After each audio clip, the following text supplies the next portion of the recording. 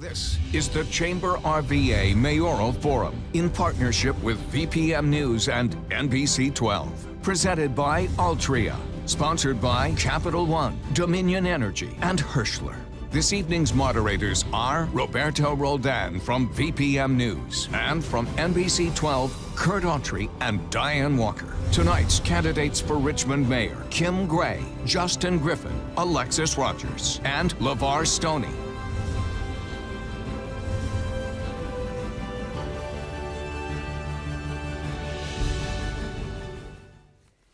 Good evening, everyone, and welcome to the Richmond Mayoral Candidate Forum. Before we begin, a few quick ground rules. Each candidate will be given 1 minute for an opening and closing statement.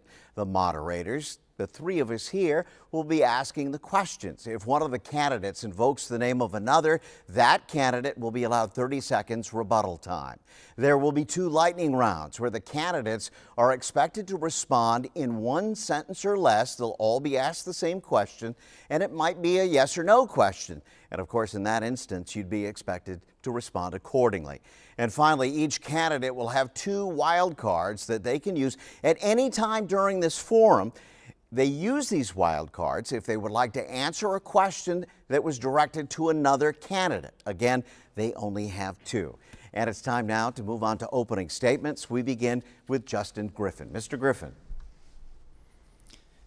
Thank you, NBC 12, VPM, Chamber RVA for putting this on. Richmond, my name is Justin Griffin. The first thing that you need to know about me is that I'm not a politician. I'm somebody just like you who is fed up with our city government failing us in every conceivable way, and I believe that we deserve better. Over the last few months, we had to watch as our city was destroyed. We have the worst school district in the state. Our roads and sidewalks are crumbling, and frankly, our city services are pathetic. My opponents in this race represent the status quo, but tonight they're going to tell you that they're the right person to fix those problems.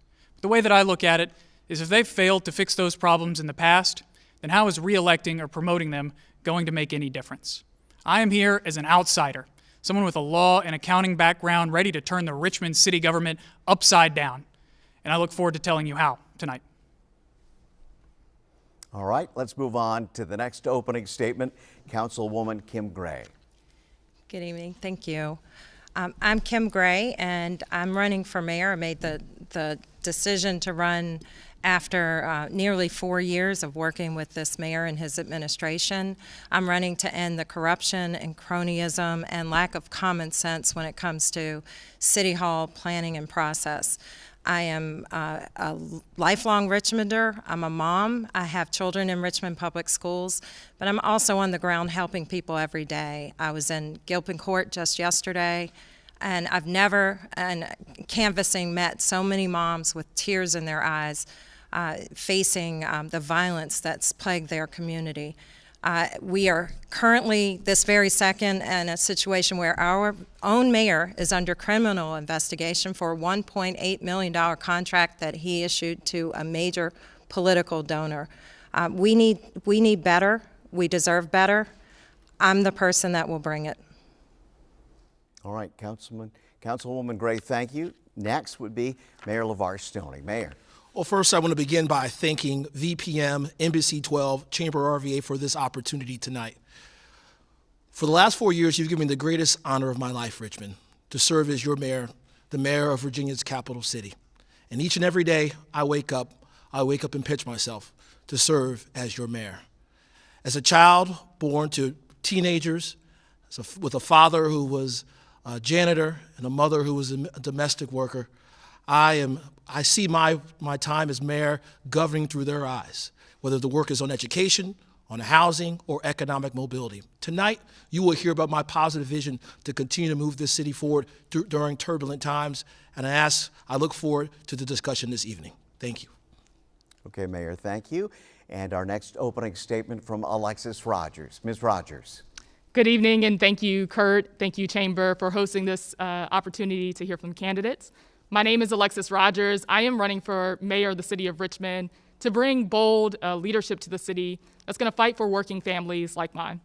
I grew up in the Richmond area with hardworking parents that invested in me at an early age that if you work hard and save, you'll be okay. economic crisis hit like so many families are getting hit today, and all of that was overturned. We were hurting, and we didn't know how we were going to make ends meet. So to be clear, this economic crisis, the public health crisis, is hurting all of us, but it's impacting all of us in different ways, and it's around race and class lines. I look forward to sharing my vision for the city this evening, and I look forward to earning your support. All right, thank you. And it's time now for the questioning. We begin with my colleague, Diane Walker. Diane? Our first question tonight goes to Attorney Justin Griffin. Last night, a Richmond grand jury indicted 2 police officers and charged them with assault and battery related to actions that police took during protest and civil unrest over the summer. We know the call for police reform is loud. What experiences have you had, and what solutions do you bring to end excessive police force, but also protect the general public? Thank you. Yes, as an attorney, I'm somebody who's on the side of the law. And when we look at policing, or really anything that we're doing as a city government, it's the mayor's job to set a standard. Right now, we have a standard in city government where we accept excuse making. And that's why our city services fail us in every single way. And when we specifically look at policing, we need to be looking at something beyond what we've heard as the rhetoric. I'm not in favor of civilian review boards because I believe the answers to our problems are better elected officials, not more elected officials. And so what we need to do is have a mayor who sets a standard and make sure that that mayor provides solid oversight of our city government to make sure that the people on the ground are meeting that standard. And that goes with the police department or permits and inspections or anything that we're doing here in the city. All right, thank you. The next question is for Councilwoman Gray. In 2019, the mayor proposed a 9-cent property tax increase, which was rejected by your board. The city council said no to that. Do you plan to increase taxes while you are in office? And if the answer is no to that, how do you plan to continue to fund essential services during a pandemic that is ongoing and a downturn in the economy? That's a great question. Thank you, Kurt. First of all, no, I absolutely do not support a real estate tax increase. I think that it is apparent every year. As I was in Blackwell last week, many of the residents were really hurting, and they saw major increases in their assessments. So we are seeing increases in those revenues through the assessments. What I propose is that we right-size the budget. We have a very opaque budget process right now where just a few weeks ago, our mayor announced a $6.7 million surplus, and then less than a month later, he was announcing a $13.8 million surplus. We need to right-size the budget and really show where our money is being spent and be more transparent about our spending before we entertain any increases in any of our expenditures or taxes.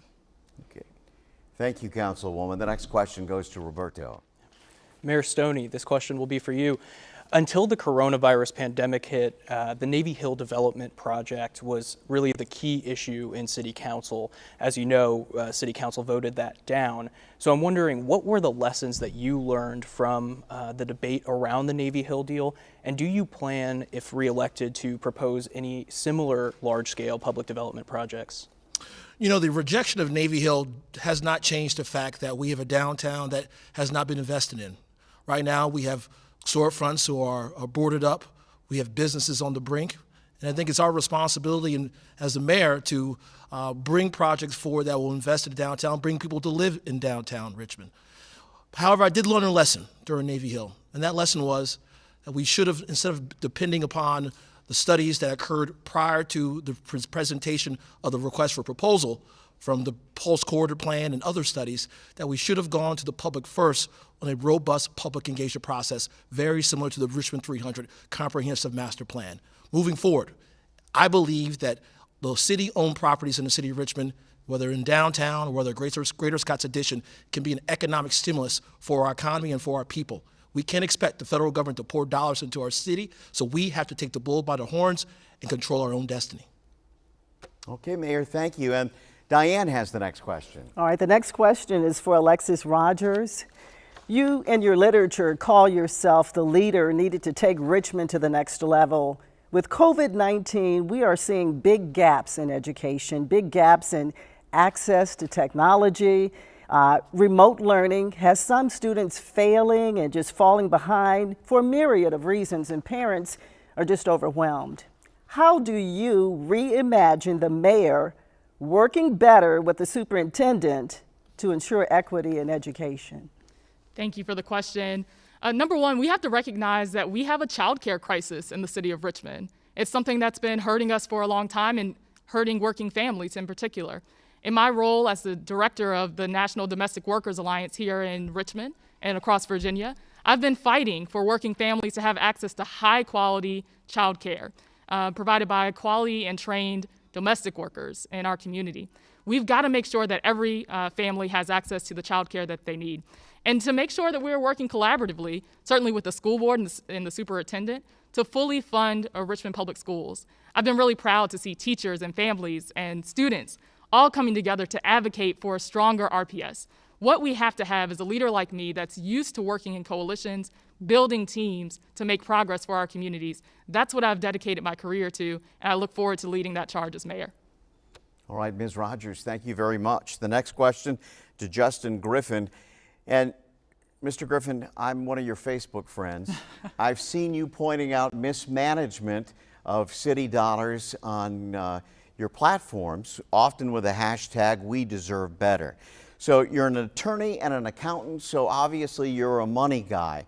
If you had to point to one thing, what would you say is the city's biggest waste of money?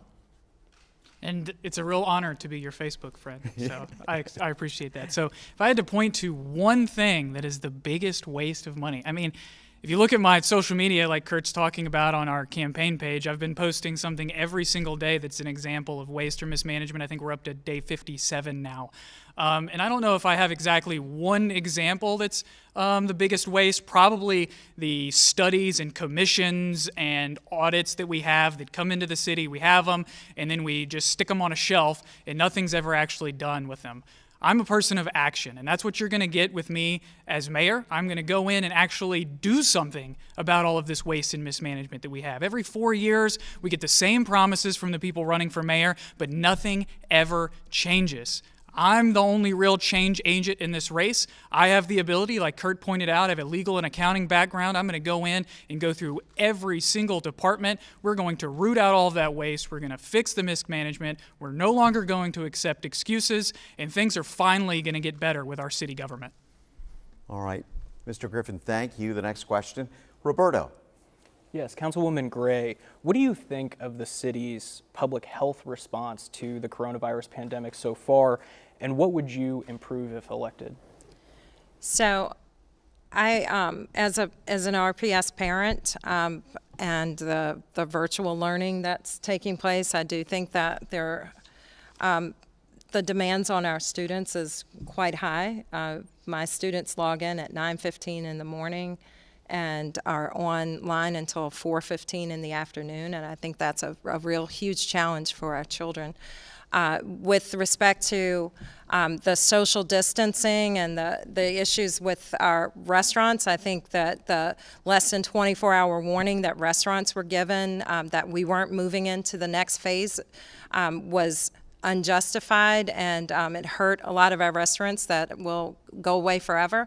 And just today, I saw a flyer that the mayor is sponsoring a national night out with a bouncy house and a dance contest and free food, a large gathering. So I think there needs to be consistency in the messaging that comes from the mayor and what's safe and what isn't. For the mention of Mayor Stoney there, so Mayor Stoney, would you like a 30-second rebuttal? Yeah, I think, our approach has been data-driven from day one. This is not a gut decision you can have. You have to be data-driven, and I will always promise to be so, and that's why we slowed down the process of reopening. And now you see in the city of Richmond, 30-plus days of declining case counts of COVID-19. And on top of that, we have a 3% positivity rate. It's because of being data-driven and listening to medical experts and scientists. So are bouncy houses safe for our students today? I will say, Roberto, we did not sponsor any bouncy house or anything of the sort. Yes, tonight is National Night Out, and a number of places have chosen not to do National Night Out. But we did offer National Night Out so communities could come back together and focus on policing and keeping our communities safe. All right, let's move on to the next question. And Diane has the next question for Mayor Stoney. All right, Mayor Stoney, at least one of your contenders for your job has accused you of the cronyism for awarding $1.8 million to a contractor to remove the city's Confederate statues, and that contractor donated $4,000 to your campaign in 2016. Clear the air. Any regrets for not disclosing that relationship prior to the statue's removal? No regrets at all, Diana. I mean, I believe that when I look back at what we did, I requested my team to scour Central Virginia and Richmond for a contractor to remove those racist Confederate monuments. And a number of firms turned us down. But one firm stepped up, a firm that I did not know during the process because I'm not involved in the selection during procurement. That firm was a firm owned by a black man. He put his life on the line, he put his family's lives on the line, he put his business on the line, and we removed those monuments. Now, moving forward, the Commonwealth Attorney will take a review. The Commonwealth Attorney will take a review of this, and what they will find is that what we did was legal, it was appropriate, and it was right. And my administration will be forthcoming to get us to that conclusion, without a doubt. May I wild card that one? First, there are many red flags with respect to this contract. First of all, the only name that appears as the main point of contact is Mayor LeVar Stoney on the paperwork. When the request was made to procurement, they had no documents. They referred it to the mayor's office. It is questionable that this is a non-licensed contractor in the Commonwealth. To this date, there have been no permits produced that were pulled to do the work, and it's very questionable. May I rebut? Yes, go ahead. You know, I do believe it's rich coming from one of the only members of City Council who stood in the way of us even having the right to remove monuments in the city of Richmond. This is the same opponent, the same candidate, the same city councilwoman who now is funded by those on the Monument Avenue who want to see those racist monuments still on their pedestals here in the city of Richmond. Here's the thing. Ms. Gray has always been an impediment to change, an impediment for progress in the city of Richmond, and you see that now being championed in her campaign, backed by Republicans. All right, time. Let's move on to the next question. Can I get my wild card? You certainly can. Go ahead. So, you know, it seems like there's a quibble about the monuments, but what I would elevate is that at the very same moment that the mayor and others were watching the monuments being taken down in the city of Richmond, there is an evictions crisis happening in our city, and folks are literally at the courthouse getting arrested for protesting evictions in our city. That is the crisis, and that is the structural change that we need to see in the city of Richmond, making sure that we are not continuing to have an eviction crisis and being known across the nation for that crisis. The next question does go to you. I'll ask it. Ms. Rogers, Richmond Public Schools, only about half the schools at this point fully accredited. The graduation rate hovering right around 70% this year. Who knows in a pandemic environment? Other than throwing more money at this problem, what is your plan to improve graduation rates in the city of Richmond? Absolutely. You know, we have to work collaboratively with our school board, with students, with teachers to improve the outcomes in our schools. That's something that I'm really focused on, and making sure that we are bringing equity as a part of that process. You know, Kurt and others here today might know that if you speak Spanish, you might have a really challenging time interacting with any level of city government, but certainly with RPS. Children are translating for their parents to discuss their grades and their performance in schools. That is a grave injustice that impacts their learning and their performance in our school system. We have to make sure that we are finding ways to partner with the community, to partner with others, to make sure that whether you speak a different language, you have a different ability, no matter your background, that you are able to live and thrive and get a good public education that sets you up for success here in the city of Richmond. Okay, thank you very I'd like much. to take an opportunity to answer that using a wild card. Yes, you can. Go ahead, please. So Like Kurt mentioned, our graduation rates in the city of Richmond are only 70%. They've dropped from 80% to 70% over the last 4 years. I'm the only candidate in this race that has put together a comprehensive, holistic change to the way we approach public education here in Richmond. First, finally fix the school buildings, which were demanded of the current mayor, but we never got a complete proposal for that. Second is we got to have a student-centered approach where we focus on literacy first, greater teacher autonomy, and high expectations for our kids. And finally, we got to have a holistic education that focuses on job skills, jobs training, mentorship, and connections with local small businesses. You can. Okay, and at this point, we're going to take one more question from Roberto. We'll direct the question, and after that, we're going to go to our lightning round, which again will be a question. We'll each ask a question, and you'll all be expected to provide an answer. Roberto, go ahead. Thanks. This question will be for Mr. Griffin. Richmond, as Ms. Rogers alluded to earlier, has the dubious distinction of having the second highest eviction rate in the country. How would you, as mayor, help alleviate Richmond's eviction crisis? Yeah, so I think that with the eviction crisis that we're facing, it has to be an all of the above approach. First, we have to have more robust code enforcement. Like all of our city services, our code enforcement office is lagging behind and taking care of what some people might call slumlords. That's not all of our landlords, but there are some out there. We have to be better about educating our tenants on their rights. Most people don't understand the complicated process here in Virginia, how you deal with a landlord that's maybe not addressing issues within your apartment. And then we also have to get ahead of things. Right now we have the eviction diversion program, but that only handles things after it's in court. We have to jump on this and get people connected to social services and financial planning and different programs as soon as they fall behind, as soon as 5 days after they fall behind. And finally, we have to actually try and move forward with uplifting our people economically. And we do that through what I was just talking about by completely changing our school system and helping our people move forward. Okay, we're out of time, and now to the lightning round. Again, just a reminder, you'll be expected to answer in just one sentence. It may be a yes or no question, and each of you will be asked to answer the question. So we'll start the lightning round with Diane. We will start with Justin Griffin. The Richmond Commonwealth's attorney is naming names. Do you support releasing the names of police officers charged with crimes? Yes or no? I think that we should let the legal process play out, and that should be up to the Commonwealth's attorney. They are an independently elected official, and they handle the criminal justice side of things and the prosecution here in the city of Richmond. Next question for all of you. During civil unrest in Richmond, mandated curfews should be enforced, and protesters who commit property crimes should be prosecuted to the fullest extent of the law. True or false?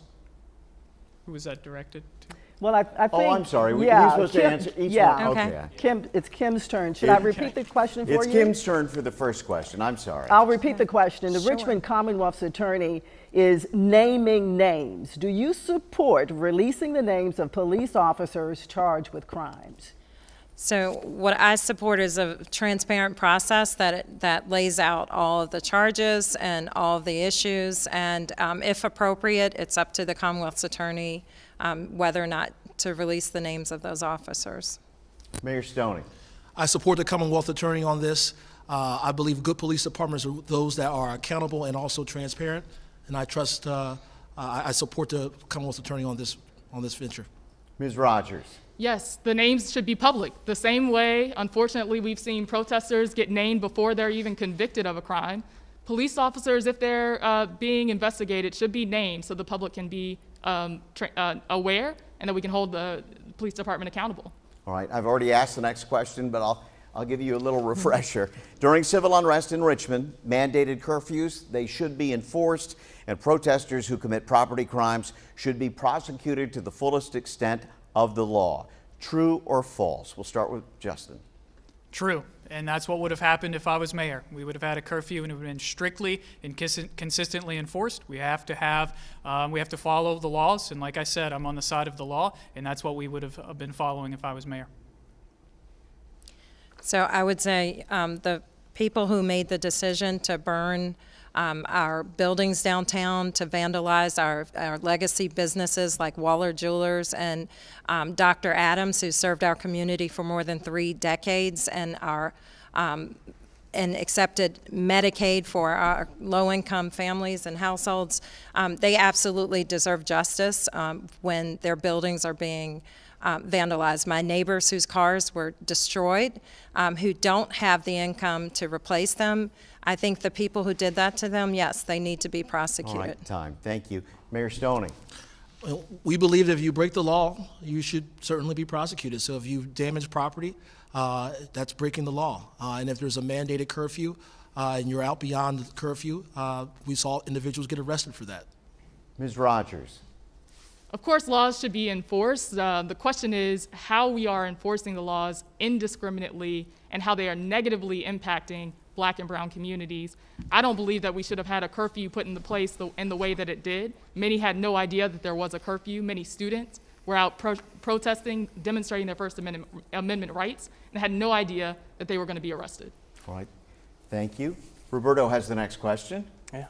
We'll start with Mr. Griffin. Both small businesses and working class Richmonders were hurt during the coronavirus pandemic and the resulting shutdown. So my question to all of you all today is, how do you propose helping both small businesses in the city of Richmond as well as working class Richmonders to recover from the economic downturn? And is this a full 1 minute or still lightning round? Still lightning round. All right. 'Cause that's got a lot to unpack there. All right, so I'm a small business attorney. All I work with is small businesses. I've worked with over 500 small businesses all across Virginia. So I know that Richmond is the hardest locality to deal with, at least in my experience. And so what I would be doing, streamlining the processes at City Hall, make it work efficiently and effectively. I think we should lower our BPOL taxes so that the city of Richmond becomes competitive with the surrounding counties from a business perspective, and we have to bring back confidence in the safety of living and doing business in the city to help our businesses get back on their feet. All right, Councilwoman Gray. So first, I proposed a grant program that passed unanimously in City Council to support our local businesses, and the mayor and his administration dragged their feet on getting those applications out. We are still struggling with just failed processes within City Hall. Many businesses discovered during that process that they may have missed a payment years ago that they were never notified about, and they now owe penalties and interest. That's no way to... Time. Thank you. Mayor Stoney. I would just look at our record during the pandemic. We've provided more than $3 billion to small businesses through loan programs, a small disaster loan program. We also provided a recovery grant. We allowed for restaurants and businesses to actually turn those loans into grants as well. And for those workers as well, we provided $14 million to rental assistance, eviction diversion, and mortgage relief. Ms. Rogers. We certainly have to start by protecting workers and their families, which is why I've been advocating for paid family leave and paid sick leave during this crisis. At the General Assembly, we're fighting to make sure that all workers, whether you work at a small business or not, that you have access to that important care so that you can take care of your loved ones and your family or yourself if you become sick. And as far as businesses, let's make sure that we do continue to work with small businesses to make the City Hall work for you. We're going to break format just briefly and do one more question in this lightning round. We've discussed it among ourselves. Diane, go ahead. And again, I would caution you, we're looking for one-sentence responses from both Or of yes you. or no. Or yes or no, Right. should it be appropriate. All right, we'll start with Justin Griffin. When a coronavirus vaccine becomes available, will you take it? I will probably not take it in the opening round, and I think everybody should be able to decide that for themselves. Ms. Gray. Yes, as a mother of a child who has severe asthma, I would take that, yes. Mayor Stoney. I've seen too much meddling from the Trump administration, so I can't say I would take it right away. Ms. Rogers. Depends on the doctor in charge. Okay. One more lightning round question from me and to all of you. The Richmond School Board named Jason Kamras Superintendent of City Schools almost 3 years ago. I believe it'll be 3 years next month. Using an A through F grading scale, give him a grade for his first 3 years in office. Well, like I said before, our graduation rates have dropped from 80% to 70%, so I would give it an F. Councilwoman. I would say a D- as a parent. The communication has been poor. The services, and so many of our students are not having their needs met. Mayor. B+. I think that Mr. Cameron should be renewed, his contract should be renewed, just like Henrico superintendent was renewed as well. Ms. Rogers. I'd say B, but we need to have greater transparency and accountability and collaboration, I would say, with the school board and with the mayor's administration. We have to stop the culture of pitting one against the other, and that would be what I would do as mayor. All right, time. Roberto has the next question for all of you. Yeah, so as Kurt mentioned earlier, Richmond Public Schools, only half of schools are accredited, and there's roughly a 70% graduation rate in 2019. As mayor, what would you do to increase the school's budget? And if you would increase the school's budget, how would you pay for it? I don't think the problem in the Richmond public school system is dollars at this point. We put more money in and we're not getting any better results. Like we've seen, 80% to 70%. That is failing our children. And when you're looking at the school system that can't even provide kids transcripts, when they graduate high school, I think that we need to focus on fixing the broken system that is Richmond Public Schools so that we can provide better services before we talk about putting more money in. Councilwoman Gray. Yes, I would not venture to put more money at this point. We funded the schools at a historical level on City Council.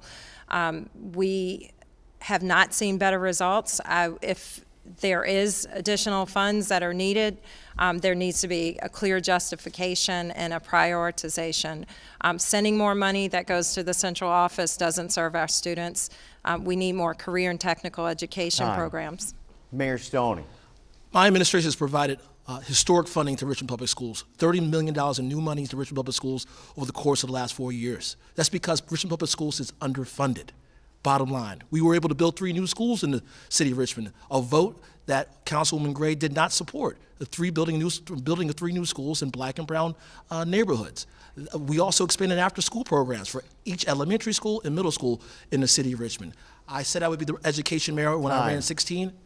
Do I get to rebut? Not in the lightning round, I'm afraid. No? Okay. We'll get back to you very shortly. Ms. Rogers. I would lead the fight to fully fund Richmond Public Schools, and that means not advocating for projects that could undercut that, like Navy Hill would have. I would go to the General Assembly and make sure that we are getting a better deal from the State Assembly to fully fund RPS, and I'd work collaboratively with local partners that want to greater invest in our system. Okay, we are going to go back to specific questions to each candidate, and we'll start with Diane. All right. First question for Kim Gray. Let's talk gentrification. Is gentrification causing Richmond's affordable housing crisis? And how would you provide decent, affordable housing for some of Richmond's poorest residents? So I think there definitely is a crisis with our housing, and I live in a historic neighborhood, Jackson Ward, where I only have 4 neighbors remaining on my block. They've been pushed out due to high taxes. I think we need to protect long-term residents with tax deferrals, and I think we need to incentivize affordable housing through our abatement programs. Thank you. Next question goes to Mayor Stoney. Mayor Stoney, it's estimated at least 30 Richmond restaurants have closed during the pandemic. Many more are wondering if they can survive even through the remainder of the year. Aside from the meals tax amnesty program, what will you be doing to reinvigorate what was a fairly vibrant culinary scene in the city of Richmond? I look at what we've done over the course of the last few months during the pandemic, and that's investing $3 million of CARES Act dollars focused on our businesses, particularly restaurants are included in that as well. We had disaster loan program that businesses were applied to, like restaurants. We were able to turn those loans into grants. Look at the Richmond Recovers grant as well. We had 500 people apply, 300 fully completed the application, and 123 will be granted new grant dollars that will not need to be paid back to the city to at least buoy buoy them through this very, very difficult time. Here's the thing. The Richmond restaurant scene has been the crown jewel, one of the crown jewels of Richmond's economy. And we will do everything necessary to get each and every business back on their feet, as we've done so during this pandemic. Okay, Roberto has the next question. And this question is for Ms. Rogers. When you look at Richmond city budget, the current budget, where do you see the biggest funding gaps, and where would you prioritize investments if you're elected? Absolutely. I would say we have to invest in infrastructure in the city. There are still too many places throughout our community that don't have sidewalks, or their sidewalks are inaccessible for folks with mobility issues. So we have to figure out how we are being equitable and growing our communities and making them accessible for everyone. Here's the thing. It's not just about having a chopped up sidewalk or a stretch of land that doesn't have a sidewalk. It's about that walk to school. It's about the walk home from the grocery store when the bus line doesn't go all the way to your home. That's what we're talking about when we're talking about creating more equitable communities and communities that are safe and desirable for millennials and working families and seniors to live in. That's the life that you want in Richmond, and you've got to invest in the infrastructure in order to have it. Can I use my wild card on that one? Yes. Ms. Rogers is 100% correct, because that's exactly why we got to work early on in investing in our infrastructure. People said that schools and their public infrastructure was their greatest priorities.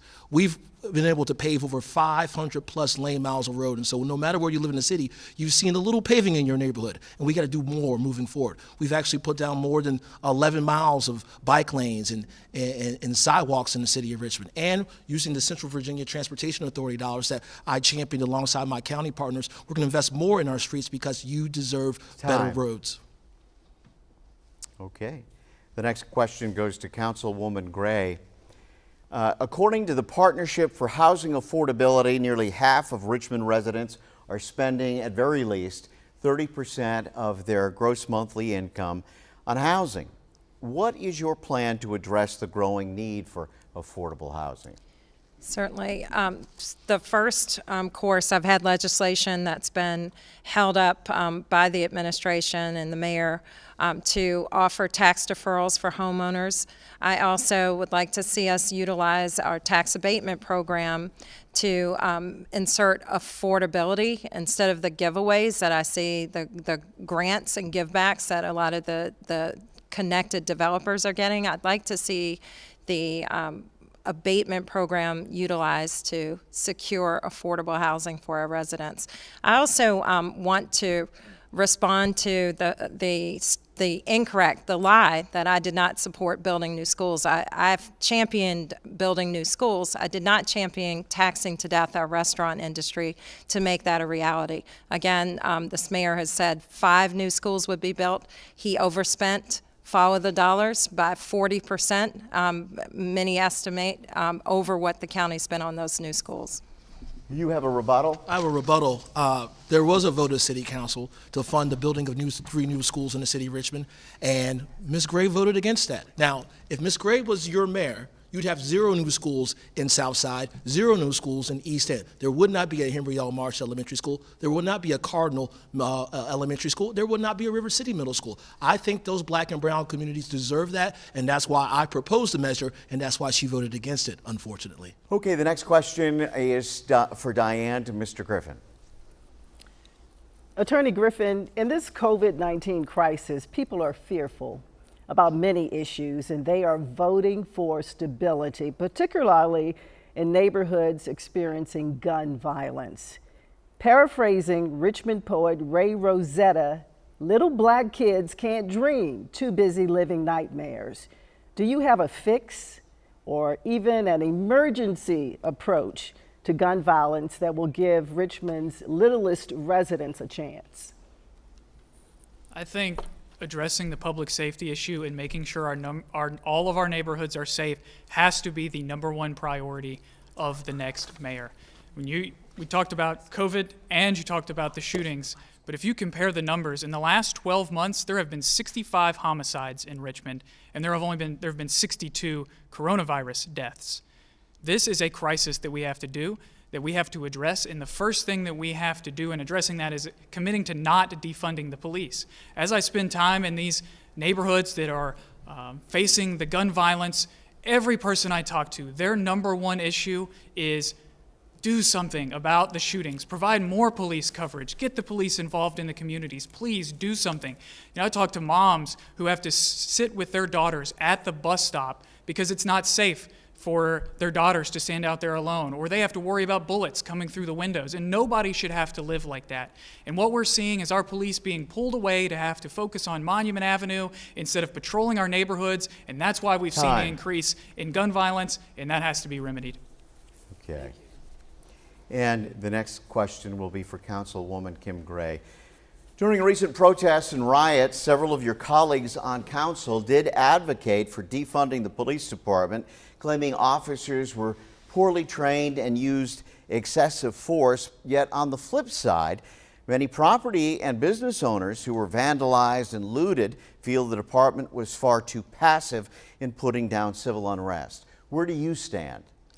So with respect to defunding the police, I voted against that plan. I do think there needs to be a realignment and a return to community policing, the model that we had under Police Chief Rodney Monroe. It was very effective in curtailing the violence that we are now seeing a huge uptick. Many of our children are trapped indoors all day, every day. With COVID, they don't get to go to school. They can't go out in their communities. There's a mother broke down yesterday telling me that her son was the first person on the scene when a young 15-year-old boy was shot in Gilpin Court, and he is completely traumatized and is afraid to leave his home. There are many children like this in our communities, and we need to make sure that we are keeping everyone safe from violence and in every corner of our city. It is also critical that we have police who respect the communities, and we have communities that respect our police.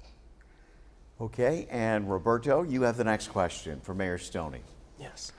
Mayor Stoney, the relationship between the mayor's office, city council, and the school board has historically at times been dysfunctional. At times, even under your administration, has seemed dysfunctional to many residents.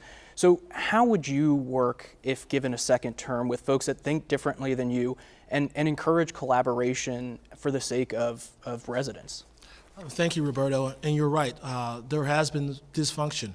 And I tried my best early on to bring each and every member of the city council and the school board to the table to talk about the future of our children. I just think it's best when adults are in a room together prior to COVID to talk about the issues that really need to be spoken about. And there were a number of city council people who did not show up during those meetings of the education compact that I championed, but I'm not going to give up on it. I'm going to be even push even harder for the education compact to work for our children, because what I recognize is when the adults, members of city council, members of school board, and the mayor are at each other's necks, it is our students, our kids who lose.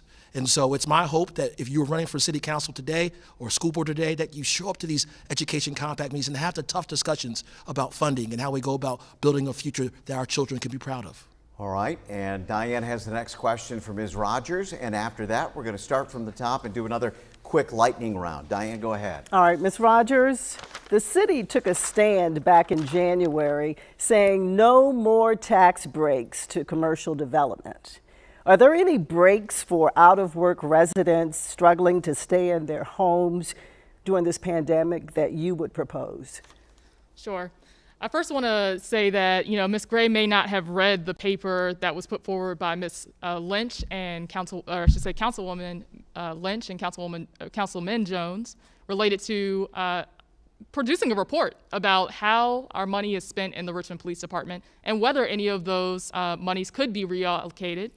It was not defunding the police, and I regret that Ms. Gray maybe wasn't paying attention to that. Related to worker relief, it is important that we are putting forward policies that help workers recover during this important crisis. As I mentioned earlier, my family suffered through a crisis similar to this with the Great Recession, where we were struggling to make ends meet.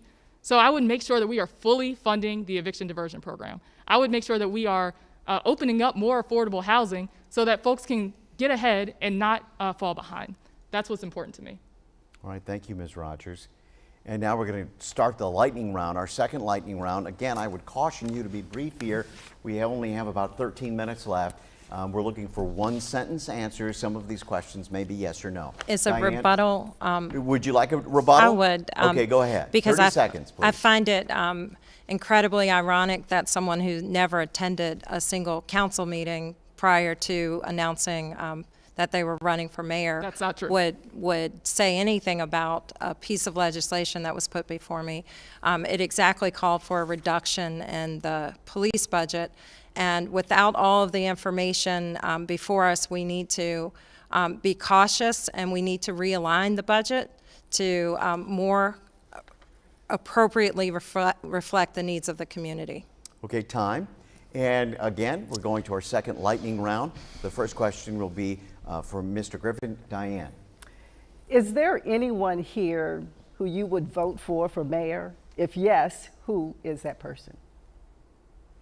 No, other than myself. And that's why I'm in this race, because I saw that no other candidate was going to lead to a change in the status quo, and I believe that we deserve better.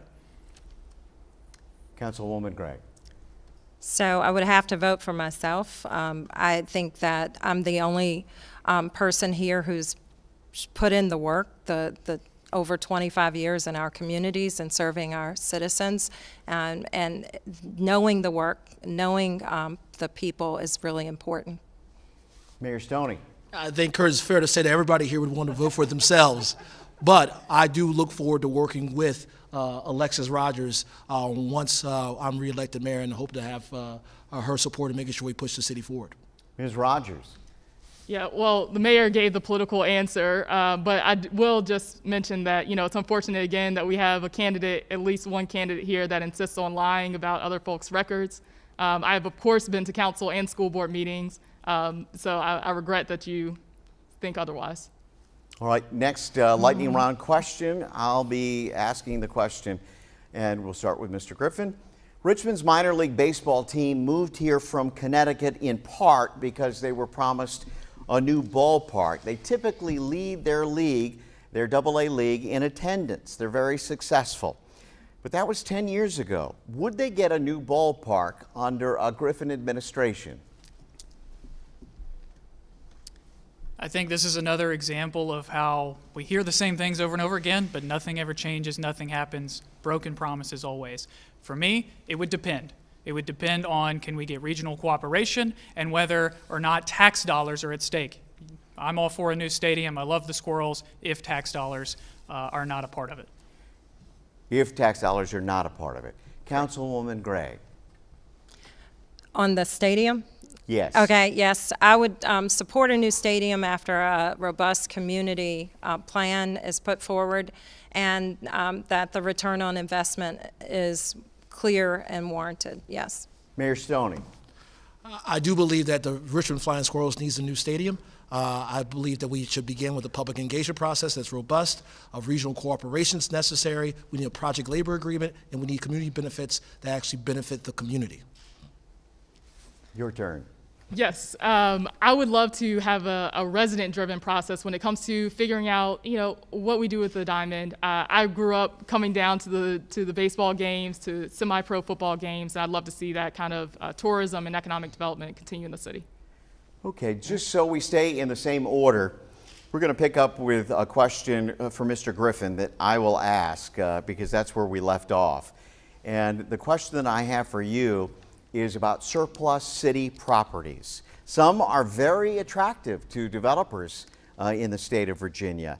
What's the best way to maximize the value of these properties, these surplus properties, and do it in a transparent and equitable way? So I first got my first foray, I guess, into city politics was opposing the Navy Hill plan.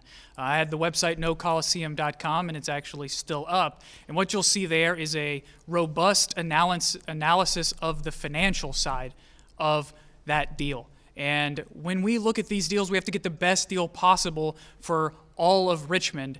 And we did not see that there. And so when we look at surplus properties, let's open it up. Let's not have a very restricted request for proposal process.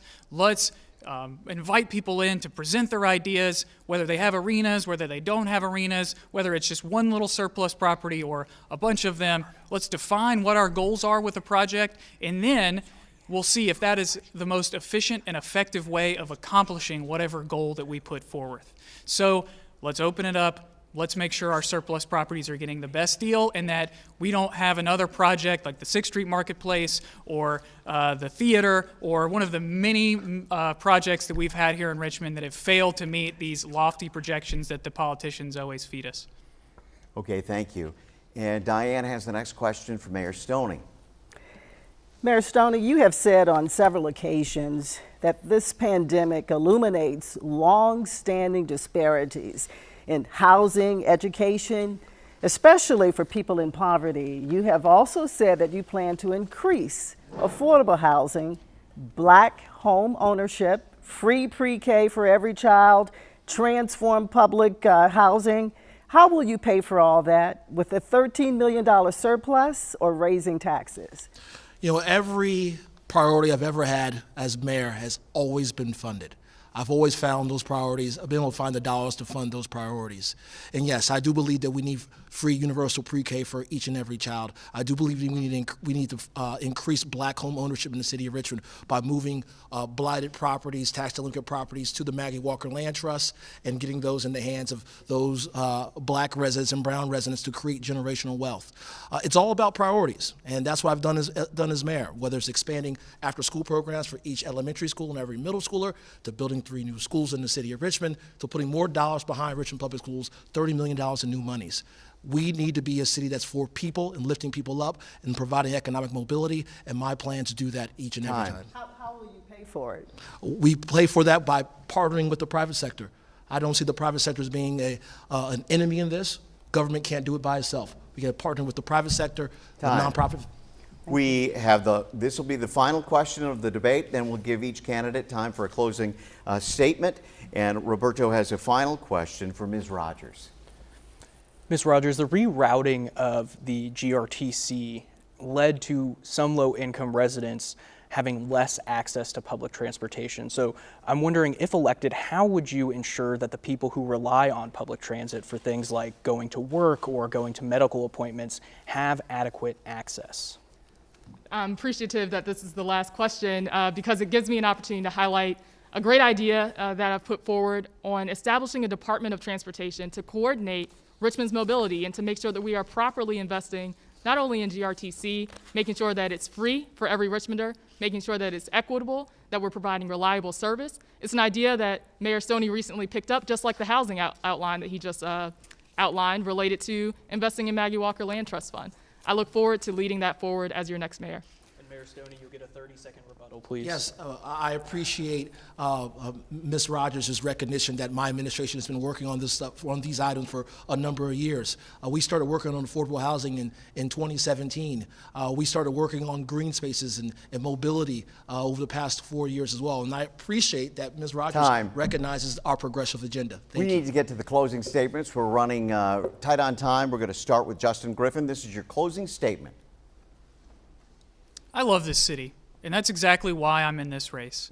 For the last 4 years, under the leadership of Mayor Stoney and Councilwoman Gray, our city government has gotten worse in every measurable statistic. Shootings are up while graduation rates are down. We're paying higher taxes, and city services have gotten even worse. And I believe that we deserve better.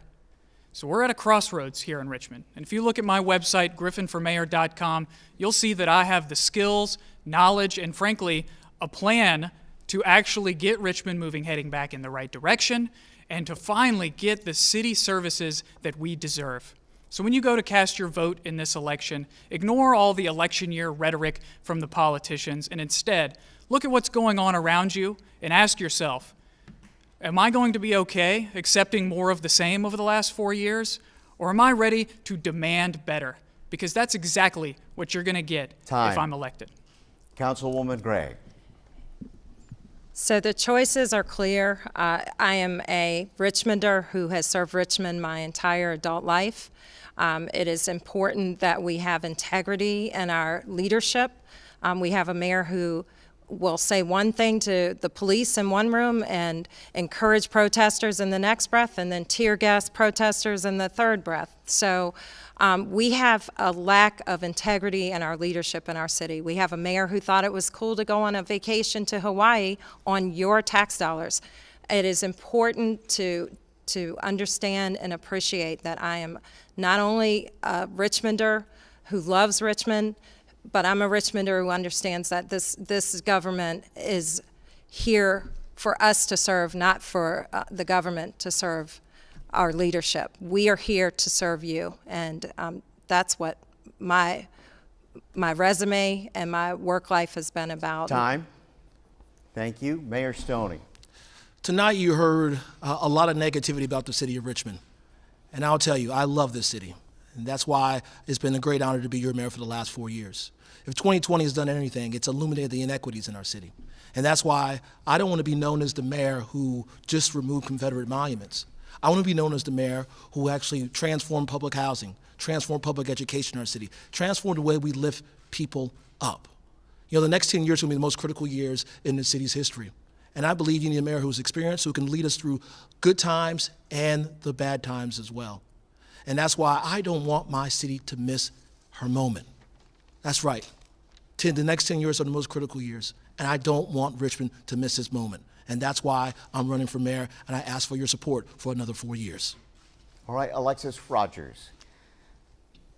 Thank you so much, and thank you everyone for being here. You know, I want to make sure that Richmond has a leader that is fighting for working people.